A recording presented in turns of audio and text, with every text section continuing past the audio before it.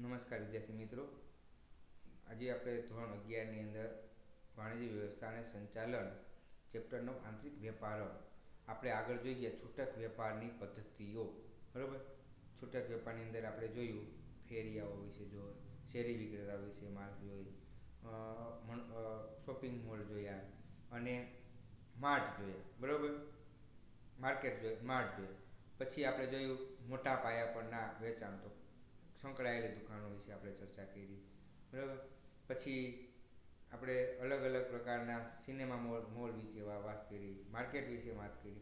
હવે આપણે જોઈએ, આજે આપણે જોવાના છીએ કે વેચાણની વિવિધ અન્ય પદ્ધતિઓ. જેવી કે અન્ય પદ્ધતિઓ એટલે સ્વયં સંચાલિત વેચાણ યંત્રો.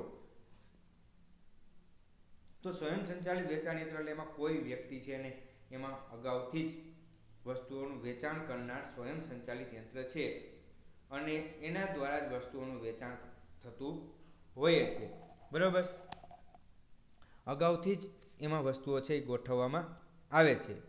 જેવી કે વર્તમાનપત્રો, ઠંડા પીણા, આઈસ્ક્રીમ, કોફી વગેરે વસ્તુઓ ખરીદવા માટે ગ્રાહકે ચલણી સિક્કા યંત્રમાં નાખવામાં આવે છે અને જેટલા પ્રમાણમાં સિક્કા નાખવામાં આવે, બરાબર, તે યંત્રની બાજુમાં ગોઠવેલું છે. ભાઈ કઈ વસ્તુ લેવી છે, કે 4 લેવી છે, તમે આટલા સિક્કા, કોઈ પણ વસ્તુ લેવી તો આટલા પ્રમાણમાં સિક્કા, અને એ યંત્રમાં સિક્કો નાખતા જરૂરી વસ્તુઓ છે એ બહાર આવે છે.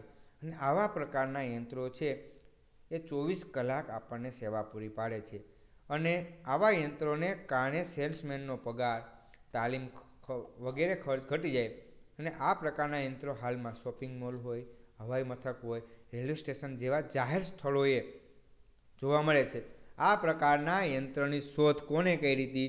તો આપણે જોઈએ ભાઈ, સ્વયં સંચાલિત યંત્રની શોધ ગ્રીક ઇજનેર અને ગણિતશાસ્ત્રી એવા એલેક્ઝાન્ડ્રિયા હીરોએ જે કરી હતી.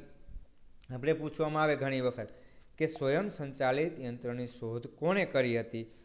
તો ગ્રીક ઇજનેર અને ગણિતશાસ્ત્રી એવા એલેક્ઝાન્ડ્રિયા હીરોએ કરી હતી.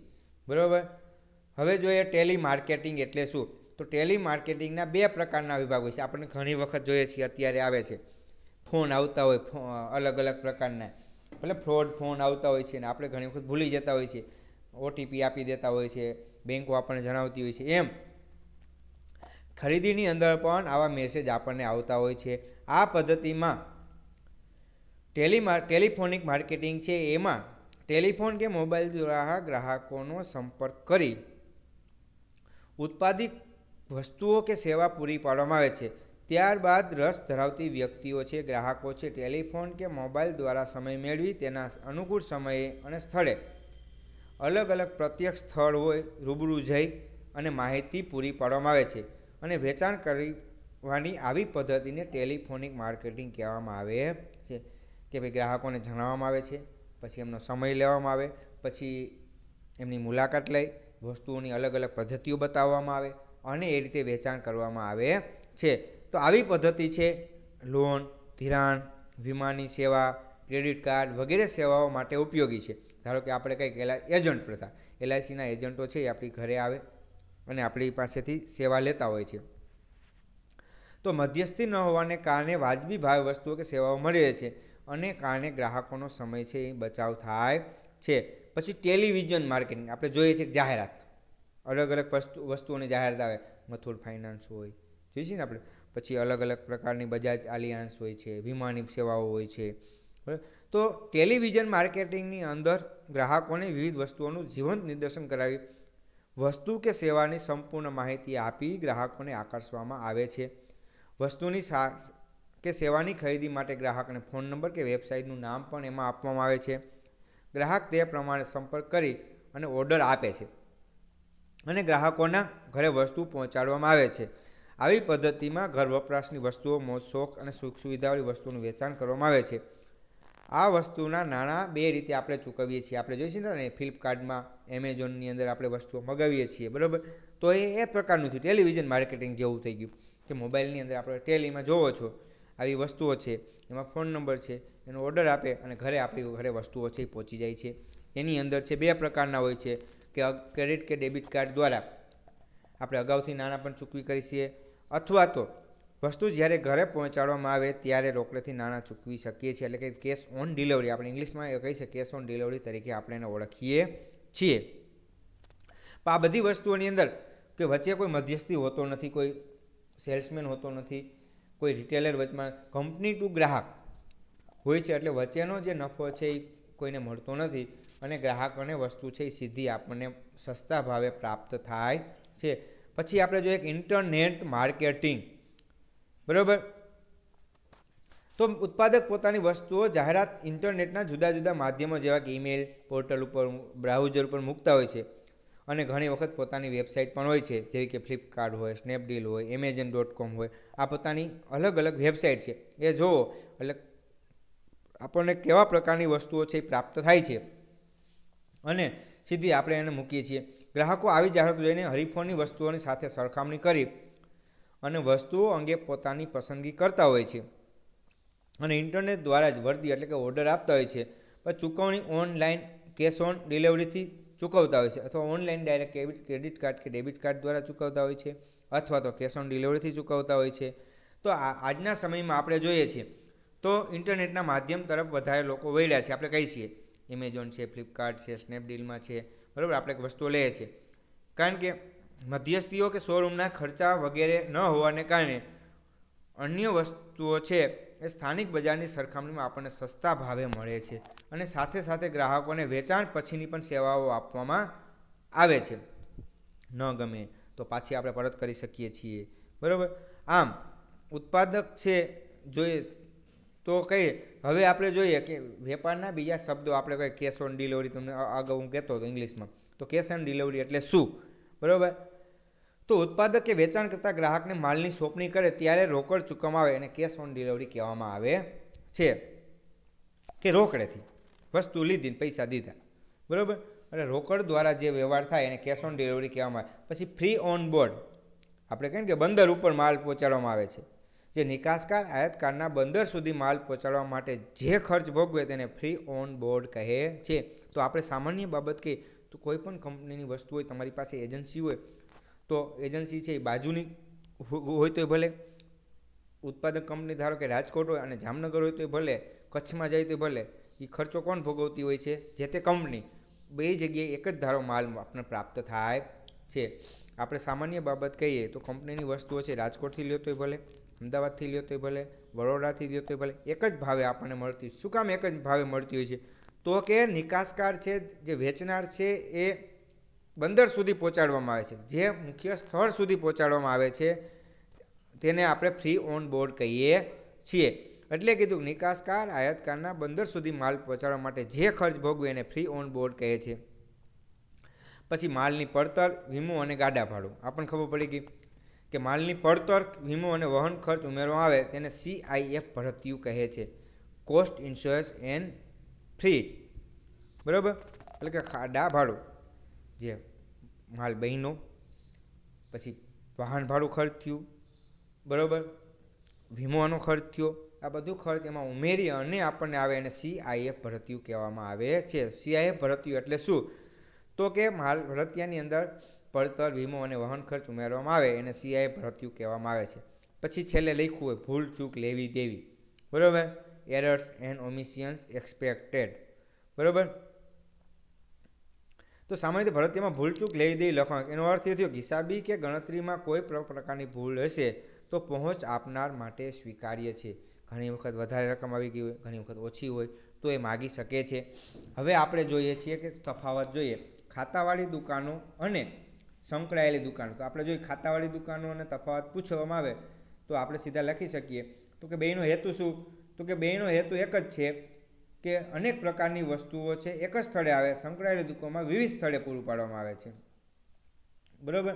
અને એક જ સ્થળેથી વસ્તુઓ પૂરી પાડવામાં આવે છે. સંકળાયેલી દુકાનો છે એ નજીક જઈ વસ્તુઓ પૂરી પાડવામાં આવે છે.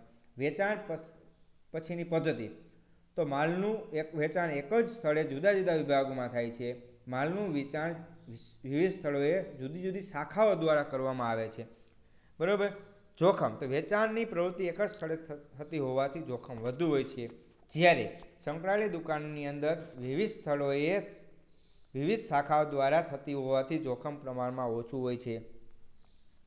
ખાતાવાળી દુકાનોની અંદર વેચાણ કેવી રીતે થાય? તો માલનું વેચાણ તો કે રોકડેથી કે હપ્તા ખરીદ પદ્ધતિ થાય છે, જ્યારે સંકળાયેલી દુકાનોની અંદર માલનું વેચાણ રોકડેથી જ થાય છે. એમાં રોકડેથી થાય છે અથવા તો હપ્તા પદ્ધતિથી પણ કરવામાં આવે છે. ગ્રાહકોને પસંદગી તો ખાતાવાળી દુકાનોમાં અનેક પ્રકારની વસ્તુઓનું વેચાણ થતું હોવાથી ગ્રાહકોને પસંદગીની વિશાળ તક પ્રાપ્ત થાય છે, જ્યારે સંકળાયેલી દુકાનોમાં એક જ વર્ગની મર્યાદિત વસ્તુઓનું વેચાણ થતું હોવાથી પસંદગીની તક આપણને ઓછી પ્રાપ્ત થાય છે. પછી છૂટક વેપારી અને જથ્થાબંધ વેપારી વચ્ચેનો તફાવતની આપણે ચર્ચા કરશું. તો છૂટક વેપારી છે એની અંદર સામાન્ય બાબત જોઈએ તો કે પહેલું આવે મૂડી રોકાણ. તો મૂડી રોકાણ છે એ છૂટક વેપારી માટે ઓછું જોઈએ છે, જ્યારે મોટા વેપારી માટે મૂડી રોકાણ વધારે જોઈએ છે. ખરીદ વેચાણની બાબતમાં વાત કરીએ તો નાના કે મોટા જથ્થામાં માલની ખરીદી કરી જરૂરિયાત પ્રમાણે ગ્રાહકોને છૂટક વેચાણ કરે છે, જ્યારે જથ્થાબંધ વેપારી છે મોટા જથ્થામાં માલની ખરીદી કરી છૂટક વેપારીને નાના જથ્થામાં વેપાર કરે છે અને ઓલા ગ્રાહકોને વેપાર કરે છે. વિતરણની કડી તો ગ્રાહકો અને જથ્થાબંધ વેપારી વચ્ચે વિતરણ કડી સમાન છે, જ્યારે છૂટક વેપારી અને ઉત્પાદક વચ્ચે વિતરણ કડી છે. જ્યારે જથ્થાબંધ વેપારી છે છૂટક વેપારી અને ઉત્પાદક માટે, જ્યારે છૂટક વેપારી છે ગ્રાહક અને જથ્થાબંધ વેપાર માટે કડી છે. બરાબર. વસ્તુઓનું વેચાણ અનેક ઉત્પાદકો કે જથ્થાબંધ વેપારીની વિવિધ વસ્તુઓનું વેચાણ કરે છે, જ્યારે જથ્થાબંધ વેપારીથી મર્યાદિત ઉત્પાદકોની વિવિધતાવાળી વસ્તુઓનો વેપાર કરે છે. વેપારીની સંખ્યા છૂટક વેપારીની સંખ્યા પ્રમાણમાં વધુ હોય છે, જ્યારે જથ્થાબંધ વેપારીની સંખ્યા પ્રમાણમાં ઓછી જોવા મળે છે. તો અહીં આપણે જોયું આંતરિક વેપાર જોયો, આંતરિક વેપારને જથ્થાબંધ વેપાર, છૂટક વેપાર, છૂટક વેપારની અંદર પછી છૂટક વેપારને પ્રકારો જોયા, કેવા પ્રકારના જોયા. બરાબર. પછી આપણે સ્વયં સંચાલિત યંત્ર જોયા, ટેલી માર્કેટિંગ આપણે જોયું, ટપાલ વ્યવહારી વસ્તુઓનો વેપાર આપણે જોયું. તો આખા પાઠની અંદર આપણે જોયું તો શું શીખા? તો આપણે સામાન્ય આંતરિક વેપારનો અર્થ શું થાય કે દેશની ભૌગોલિક સીમાઓની અંદર થતો વેપાર એટલે આંતરિક વેપાર. પછી જથ્થાબંધ વેપાર એટલે શું? તો કે ઉત્પાદકો પાસેથી મોટા પ્રમાણમાં માલ ખરીદે, અને છૂટક વેપારને જરૂરિયાત મુજબ નાના જથ્થામાં માલનું વેચાણ કરીને જથ્થાબંધ વેપારો કહેવામાં આવે છે. એની સેવાઓ કેવી? તો મોટા ઓર્ડર મેળવવા, બજારની માહિતી મેળવવી, માલના સંગ્રહમાંથી મુક્તિ કરવી, વેચાણની ચિંતામાંથી મુક્તિ મેળવવી, મૂડીની છૂટ હોય, જોખમોમાંથી મુક્ત હોય. પછી જથ્થાબંધ વેપારીની છૂટક વેપારીની સેવા કેવી હોય? તો કે જરૂરિયાત પ્રમાણે માર્ગદર્શન આપે છે, ક્રેડિટ ઉપર માલ વેચે છે, જાહેરાત ખર્ચમાં ઘટાડો કરે છે, ફરિયાદોનું નિવારણ લાવે છે, જોખમોમાંથી મુક્તિ મેળવે છે અને ગ્રાહકોને નાના વેપારીઓને માર્ગદર્શન આપે છે. એવી જ રીતે છૂટક વેપાર તો કે મોટા જથ્થાબંધ વેપારી પાસેથી માલ ખરીદી અને ગ્રાહકોને જરૂરિયાત મુજબ માલ વેચે એને છૂટક વેપાર કહેવામાં આવે છે. તો એની સેવાઓ કેવી? તો બજારની માહિતી આપવી, જાહેરાતમાં મદદરૂપ થવું, શાક પાત્રતામાં એટલે ક્રેડિટમાં વધારાનો ફાયદો થવો. પછી એમના ફાયદા તો કેવા? તો ગ્રાહકોને વિશાળ પ્રમાણમાં પસંદગીની તક મળે, ઘરે બેઠા માલ પૂરો પાડવામાં આવે, ગ્રાહકોની ફરિયાદોનું નિવારણ લાવે, ગ્રાહકોને ક્રેડિટ ઉપર શાક ઉપર વેચાણ કરે, વેચાણ પછી ગ્રાહકોને અલગ અલગ પ્રકારની સેવાઓ બદલી આપવું, રિપેરિંગ કરી આપવું, ખરીદીના નિર્ણયમાં મદદરૂપ થવું કે ભાઈ આ પ્રકારની વસ્તુઓ છે તમે લઈ શકો છો. માલના સંગ્રહમાંથી મુક્તિ મળે, માલના સંગ્રહમાંથી મુક્તિ મળે, ગ્રાહકોને અલગ અલગ પ્રકારનું માર્ગદર્શન આપે છે. તો એવી સામે ગેરફાયદા હોય છે તો કે વધુ છૂટક વેપારને વધુ મૂડીરોકાણ, નાશવંત વસ્તુઓ બગડી જવાનું જોખમ જેવી કે ફળ ફળાદી છે, શાકભાજી છે, દૂધની વસ્તુઓ છે, વસ્તુઓ અપ્રચલિત થવાનું એટલે કે સિઝનલ વહી જવી, ફેશન વહી જવી, બરાબર, લોકોની રુચિ ઘટી જવી, આવું જોખમ, નુકસાન, ઘટ કે ભાવમાં ઘટાડાનું જોખમ હોય, વસ્તુ વેચાશે કે નહીં એવો પૂર્વગ્રહ હોય, ઘણી વખત પડતર પડી રહે છે.